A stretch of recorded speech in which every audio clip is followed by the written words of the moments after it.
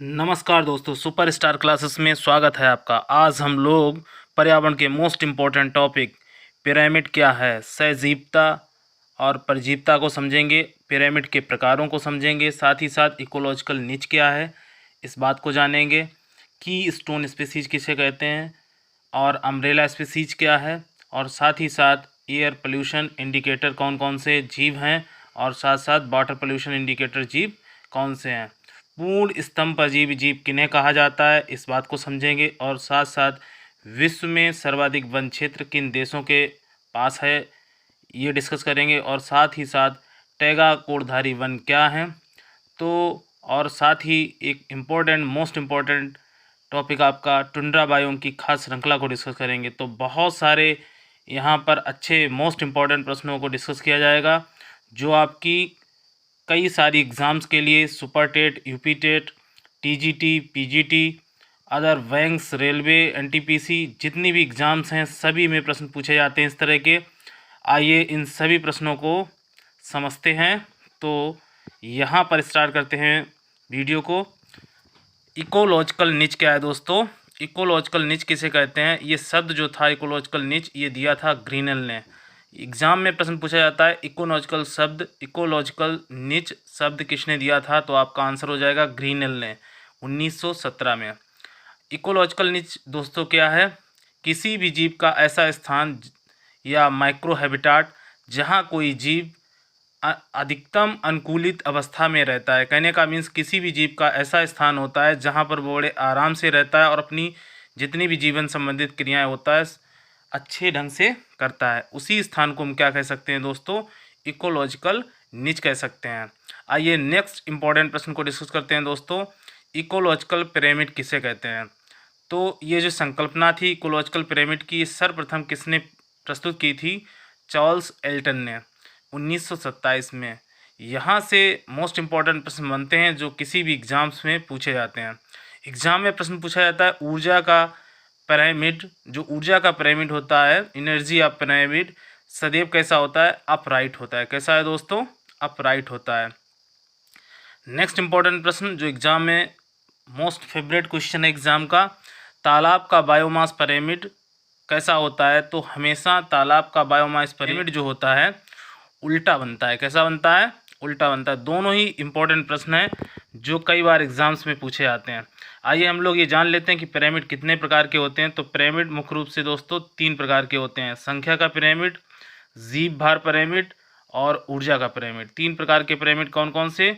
संख्या का पिरामिड, जीव भार पिरामिड और ऊर्जा का पिरामिड।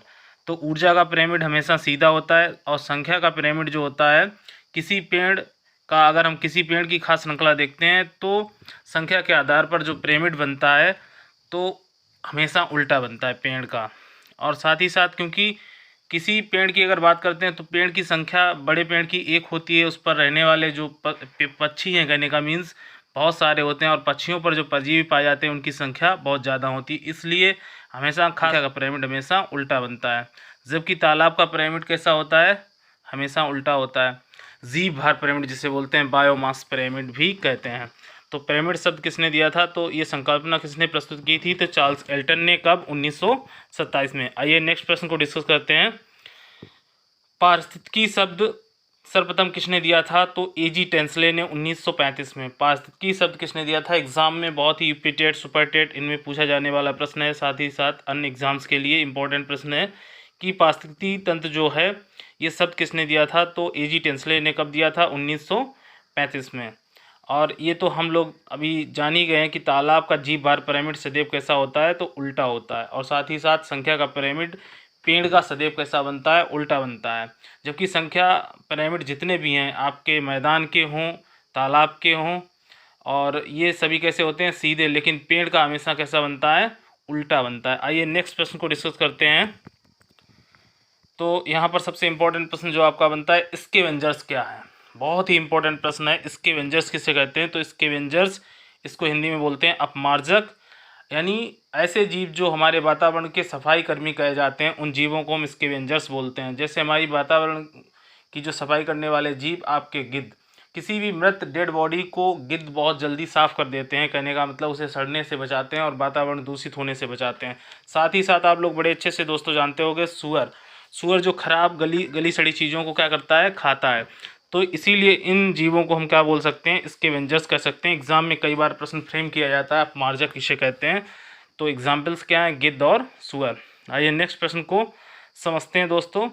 की स्टोन स्पीसीज किसे बोलते हैं, की स्टोन स्पीसीज किसे कह सकते हैं। तो की स्टोन स्पीसीज क्या है दोस्तों, ऐसी प्रजाति जो किसी भी बायोम या कम्युनिटी या इकोसिस्टम को सबसे ज़्यादा प्रभावित करती है। तो आप लोग बड़े ही जानते हो सवाना का जो क्षेत्र है, तो वहाँ पर जितने भी छोटे झाड़ीदार पौधों को डेवलप होने से रोका किसने, तो आप समझ सकते हो, हाथी। जबकि वहाँ पर बड़े बड़े वृक्ष ही और छोटी घास देखने को मिलती है, कहाँ पर, तो सवाना बायोम में। और सबसे ज़्यादा वहाँ पर क्या देखने को मिलता है जीव आपका, तो हाथी। यानी किसी भी जंगल में अगर हाथी है तो पेड़ पौधे जो हैं उनको क्या करते हैं, तोड़ते फोड़ते रहते हैं। तो वहाँ पर जो विकास होता है पेड़ पौधों का वो कम हो पाता है, यानी सुचारू रूप से। या ये कह सकते हैं जैसे शेर की बात कर लें तो शेर भी एक तरीके से क्या है, की स्टोन स्पीसीज है किसी भी इन्वायरमेंट का। शेर क्या है, किसी भी खास श्रृंखला को संतुलित करने का कार्य करता है, क्योंकि अगर शाकाहारी जीवों की संख्या पृथ्वी पर बढ़ जाएगी तो जितनी भी हरी वनस्पति यानी उत्पादक जीव हैं, प्रोड्यूसर्स हैं, उनकी संख्या कम हो जाएगी और वातावरण कैसा हो जाएगा, असंतुलित हो जाएगा। इसलिए की स्टोन स्पीसीज का किसी भी कम्युनिटी या बायोम में होना बहुत ज़रूरी होता है दोस्तों। तो आप समझे की स्टोन स्पीसीज क्या है। एग्जाम्पल्स के तौर पर हाथी हो गया, शेर हो गया यानी लाइन हो गया आपका। अम्ब्रेला स्पीसीज किसे कहते हैं, किसी भी लार्ज एरिया में रहने वाले जीव, मतलब किसी भी लार्ज एरिया में रहने वाला जीव पूरे क्षेत्र को प्रभावित करता है, उसे हम क्या कह सकते हैं, अम्ब्रेला स्पीसीज। जैसे बाघ, तो बाघ अम्ब्रेला स्पीसीज का एग्जाम्पल्स है, क्योंकि ये लार्ज एरिया में विस्तृत हैं और साथ ही साथ पूरे क्षेत्र को क्या करते हैं, प्रभावित करते हैं, प्रभाव डालते हैं। चलिए नेक्स्ट इंपॉर्टेंट प्रश्न आपका, वायु प्रदूषण के प्रति संवेदनशील किस जीव को माना जाता है। एग्जाम का most favourite question, most important प्रश्न आपका, लाइकेन किसे कहते हैं। तो लाइकेन आप लोग दोस्तों जानते हो कवक और शैवाल से बना हुआ जीव होता है आपका, जिसे हम कहते हैं लाइकेन। ये किसी भी कह सकते हैं वायुमंडल जहाँ पर प्रदूषित होता है, जहाँ पर एयर पोल्यूशन होता है, वहाँ पर ये लाइकेन के पौधे नहीं डेवलप होते हैं, क्योंकि ये किसके पर संवेदनशील होते हैं। अगर ऐसा किसी जगह पर दिखता है तो ये माना जाता है कि वहाँ पर वायु प्रदूषण ज़्यादा मात्रा में है। तो आप बात समझे दोस्तों। तो ये किसके प्रति, वायु प्रदूषण के प्रति संवेदनशील होते हैं। कौन सा जीव है आपका, लाइकेन। लाइकेन कैसा जीव है, सहजीवी जीव है। कवक और शैवाल एक साथ रहते हैं और क्रियाएं करते हैं, कहने का मतलब उसे कॉमन रूप से हम क्या कह सकते हैं, लाइकेन। अब एक इम्पॉर्टेंट प्रश्न यहाँ पर यह भी बनता है एग्जाम्स के लिए, यूपी टेट, सुपर टेट, अन्य एग्जाम्स के लिए, जल प्रदूषण के प्रति संवेदनशील जीव किसे बोलते हैं। अगर किसी भी वाटर बॉडी में कह सकते हैं, किसी नाली में, तालाब में, कहीं पर अगर, या नदी में कहीं पर किसकी मात्रा अगर ज़्यादा, ई कोलाई बैक्टीरिया अगर ज़्यादा अगर पाया जाता है, एक्सेरचिया कोलाई ज़्यादा पाया जाता है, ज़्यादा संख्या में है, तो उस पानी को कैसा माना जाता है, अशुद्ध माना जाता है। तो जल प्रदूषण के संवेदनशील कौन सा, ई कोलाई। कौन सा जीव, ई कोलाई जीव। ये नेक्स्ट इंपॉर्टेंट प्रश्न को समझते हैं दोस्तों, पूर्ण स्तंभ परजीवी किसे कहते हैं। तो पूर्ण स्तंभ परजीवी यानी टोटल स्टेम पैरासाइट किसे जीव को बोलते हैं। तो आपका आंसर हो जाएगा अमरबेल। अमरबेल एक ऐसा पौधा है जो पूर्ण स्तंभ परजीवी का एग्जाम्पल्स है। एग्जाम का फेवरेट क्वेश्चन बनता है यहाँ से। इसको हम बोलते हैं कसकुटा या डोडर प्लांट। ये किसी भी पौधे पर अगर आप डाल देते हैं तो उस पौधे की जो भोजन होता है उसको ये अवशोषित करके अपनी ग्रोथ कर सकता है। कहने का मतलब दूसरे पौधे को बहुत तेज़ी से नुकसान करता है, और अगर नीम पर डाल दें या किसी पेड़ पौधे पर अगर अमरबेल को डाल देते हैं तो पीले पीले रंग के जाल बिछ जाते हैं, और उस पौधे की जितनी भी फोटोसिंथेटिक क्रियाएं हैं उनसे बना हुआ भोजन है ये अवशोषित कर लेते हैं और अपनी संख्या या कह सकते हैं जाल को बढ़ा लेते हैं। तो पूर्ण स्तंभ परजीवी किस पौधे को कहा जाता है, तो आंसर है अमरबेल को। नेक्स्ट इंपॉर्टेंट प्रश्न, न्यूनतम प्राथमिक उत्पादकता देखने को मिलती है। विश्व में सबसे कम उत्पादकता यानी जीव जंतु पेड़ पौधों की संख्या सबसे कम कहाँ पाई जाती है, तो आपका आंसर हो जाएगा आर्कटिक टुंड्रा बायोम में। आर्कटिक टुंड्रा बायोम ऐसा क्षेत्र होता है जहाँ पर जीव जंतुओं की संख्या बहुत ना के बराबर होती है। कहने का मीन्स क्या है दोस्तों, यहाँ पर 12 महीने क्या होती है, बर्फ़ पाई जाती है। क्या पाई जाती है, बर्फ़ पाई जाती है, जिसकी वजह से यहाँ पर इतना ठंडा वातावरण होता है, माइनस में टेम्परेचर होने की वजह से। जैसे साइबेरिया हो गया आपका, कनाडा का क्षेत्र है, तो यहाँ पर 12 महीने क्या है, बर्फ़ पड़ती है, जिसकी वजह से घास फूस पेड़ पौधे नहीं उगते हैं। साथ ही साथ यहाँ पर अन्य दूसरे जीवों का भी विकास कम होता है, ना कि बराबर होता है। तो न्यूनतम प्राथमिक उत्पादकता प्रोडक्टिविटी आर्कटिक टुंड्रा बायोम में कहाँ, समुद्र की ऊपरी सतह पर तैरने वाले जीवों को हम क्या कह सकते हैं, नेक्टॉन। क्या कह सकते हैं दोस्तों, नेक्टॉन। साथ ही साथ समुद्र की निचली सतह पर पाए जाने वाले जीवों को क्या कहा जाता है, जो सबसे निचली सतह पर तली में यानी नितल में समुद्र के निचली सतह पर पाए जाने वाले जीव वो को हम क्या बोलते हैं, बेंथोस। यानी बहुत ही इंपॉर्टेंट प्रश्न है, कई सारे एग्जाम्स में पूछा गया प्रश्न है। आइए नेक्स्ट इंपॉर्टेंट प्रश्न आपका कि दुनिया में सर्वाधिक वन क्षेत्र किस देश के पास है, तो आपका आंसर हो जाएगा रूस। चूँकि आप लोग जानते होंगे दोस्तों कि रूस दुनिया का सबसे बड़ा देश है और इसका क्षेत्रफल सर्वाधिक 1,70,000 वर्ग किलोमीटर में फैला हुआ है रूस। तो सबसे ज़्यादा वन क्षेत्र किस देश के पास है, तो आपका आंसर हो जाएगा रूस के पास। फिर इसके बाद सबसे ज़्यादा जैव विविधता देखने को मिलती है ब्राज़ील में, और पेड़ पौधे जीव जंतुओं की संख्या भी देखने को कहाँ मिलती है, तो ब्राज़ील में। जो अमेजन बेसिन है आपका, अमेजन नदी के दोनों तरफ जो जंगल है, कहने का मीन्स, तो वहाँ पर पेड़ पौधे भी ज़्यादा हैं संख्या में, और जीव जंतुओं की संख्या दुनिया में सर्वाधिक पाई जाती है।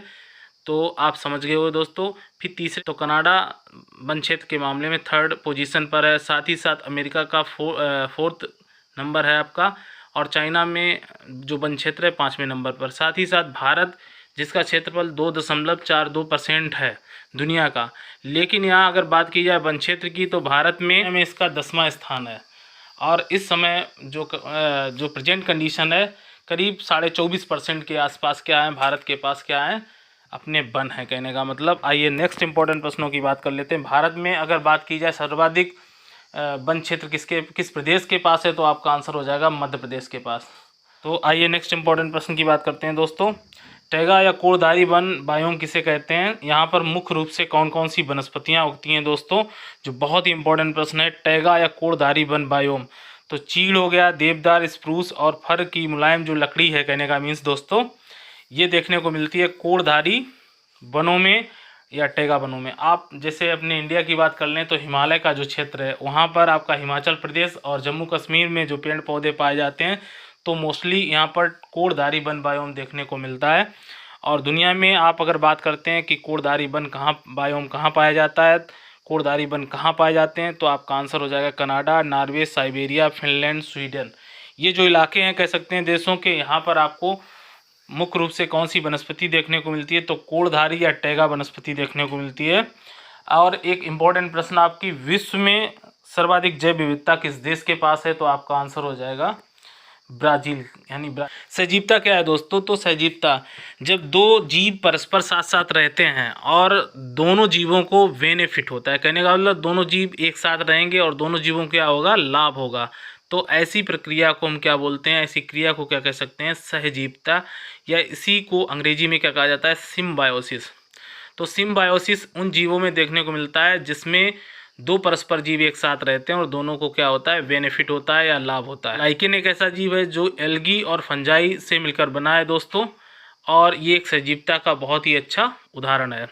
आइए इंपॉर्टेंट बात करते हैं। सबसे अच्छा एग्जाम्पल अगर देखने को मिलता है, हम लोग कह सकते हैं कि खेतों में जो फसल चक्र अपनाते हैं, तो चने की फसल यानी कह सकते हैं लेगुमिनस प्लांट उगाते हैं खेतों में। जैसे चना होता है, चने की जो जड़ें होती हैं उनमें ग्रंथिकाएं पाई जाती हैं। उन्हीं ग्रंथिकाओं रूट न्यूडल्स में क्या होते हैं, राइजोबियम बैक्टीरिया पाया जाता है, जो वातावरण की स्वतंत्र नाइट्रोजन को कंजर्व करता है और हमारे पौधों, हमारे जो मिट्टी होती है उसको उपजाऊ बनाता है। तो कहने का मतलब क्या है कि जो चने की जड़ें होती हैं उनके रूट न्यूडल्स में वो जीव आराम से रहता है, बैक्टीरिया आराम से रहता है और साथ ही भोजन करता है वहाँ से, और पौधे को क्या लाभ है कि पौधे को नाइट्रोजन मिल जाता है। तो ये बात बड़े अच्छे से आप समझ गए होंगे। सहजीवता का अच्छा एग्जाम्पल्स क्या है, राइजोबियम लेगुमिनिसेरम। तो ये बैक्टीरिया किसकी जड़ों में पाया जाता है, तो चने की जड़ों में। आइए नेक्स्ट इंपॉर्टेंट प्रश्न की बात करते हैं, एग्जाम्पल्स। ट्राइकोनिम्फा, ये जो जीव है, कहने का मतलब ये पाया जाता है दीमक की आंतों में, बड़ी आंत में पाया जाने वाला जीव है ट्राइकोनिम्फा। ये सहजीवता का बहुत ही अच्छा उदाहरण है। ये शाकाहारी जीव होते हैं, वो मुख्यतः सेलुलोज का पाचन करते हैं। तो दीमक की बड़ी आंत में पाया जाता है ट्राइकोनिम्फा, ये सजीवता का एग्जाम्पल है दोस्तों। चलिए दोस्तों, इस बात को समझते हैं। एक इम्पॉर्टेंट प्रश्न आपका, पौधे नाइट्रोजन को किस रूप में प्राप्त करते हैं? दोस्तों, तो पौधे जो नाइट्रोजन लेते हैं वो डायरेक्ट नाइट्रोजन नहीं ले पाते हैं। ये किस रूप में नाइट्रोजन को अवशोषित करते हैं जड़ों के द्वारा? तो नाइट्रेट के रूप में।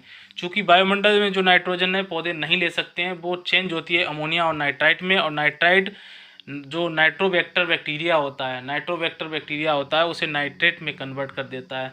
तो नाइट्रोसोमोनास, नाइट्रोसोकॉकस और नाइट्रोबैक्टर, ये बैक्टीरिया नाइट्रोजन पौधों एंड मिट्टी में कंजर्व करने का काम करते हैं। और आप लोगों ने बहुत ही इंपॉर्टेंट बैक्टीरिया पढ़ा होगा दोस्तों, स्यूडोमोनास बैक्टीरिया क्या है? वातावरण की उर्वरक क्षमता को कम करने वाला बैक्टीरिया कौन सा है? तो आपका आंसर हो जाएगा दोस्तों स्यूडोमोनास। तो स्यूडोमोनास मिट्टी की उर्वरक क्षमता को कम करने वाला बैक्टीरिया है। साथ ही साथ यहाँ पर एक खास श्रृंखला, टुंड्रा बायोम की खास श्रृंखला को समझते हैं दोस्त। कनाडा का क्षेत्र है, वहाँ पर एक खास प्रकार की खास श्रृंखला देखने को मिलती है, क्योंकि वहाँ पर पेड़ पौधे ना के बराबर हैं। तो मॉस सबसे पहले उगती है, चूँकि बर्फ़ का क्षेत्र है और उस माइनस टेम्परेचर में मॉस और लाइकेन ही डेवलप हो पाते हैं। तो यहाँ पर एक हिरन प्रजाति का जीव पाया जाता है, हिरन को मारने का काम करते हैं और शिकार करते हैं। तो ये खास श्रृंखला डेवलप होती है कहाँ? तो ये आपकी खास श्रृंखला कहाँ है? टुंड्रा बायोम की। तो यहाँ से काफ़ी इंपॉर्टेंट प्रश्न बनते हैं। एकिस्मो मानव, तो एकिस्मो मानव क्या है? ये कनाडा क्षेत्र में पाया जाने वाला मतलब मानव है जो रेंडियर हिरन को खाता है। और रेंडियर किसको खाती है? तो लाइकेन और मांस के पौधों को खाती है। और एकिस्मो मानव ये इग्लू यानी बर्फ के बने हुए जो घर होते हैं उनमें रहते हैं। तो कई बार एग्जाम में प्रश्न पूछा जाता है इग्लू घर क्या है? तो एकिस्मो मानव द्वारा बनाए हुए बर्फ के घर होते हैं जिन्हें हम बोलते हैं इग्लू। एक टाइप है कह सकते हैं। और रेंडियर हिरन को मारने के लिए एक हथियार का प्रयोग करते हैं। उस हथियार को एकिस्मो मानव के जो हथियार होते हैं उसको क्या कहा जाता है? हार्पून। तो हार्पून हथियार से रेंडियर हिरन को ये मारते हैं और खाते हैं, कहने का मतलब शिकार करते हैं। तो यहाँ से दोस्तों काफ़ी इंपॉर्टेंट प्रश्न थे। टुंड्रा बायोम की खास श्रृंखला क्या है? तो आपका आंसर हो जाएगा मॉस, लाइकेन, और लाइकेन के ऊपर क्या है? रेंडियर, और रेंडियर के ऊपर क्या है? एकिस्मो मानव। तो टुंड्रा बायोम की खास श्रृंखला है। और ये क्या देखो, एकिस्मो मानव कौन से घर बनाते हैं? तो आपका आंसर हो जाएगा इग्लू घर। तो हम लोगों ने काफ़ी इंपॉर्टेंट इन्वायरमेंट साइंस से काफ़ी अच्छे पर्यावरण अध्ययन से बहुत ही इंपॉर्टेंट प्रश्न जो सभी एग्ज़ाम्स में पूछे जाते हैं उनको हम लोगों ने समझा। और आने वाली क्लास में भी आप अच्छे अच्छे टॉपिक समझेंगे। तो आई होप कि आप हमारे साथ जुड़े रहेंगे, और इसके लिए आपको बहुत बहुत धन्यवाद। थैंक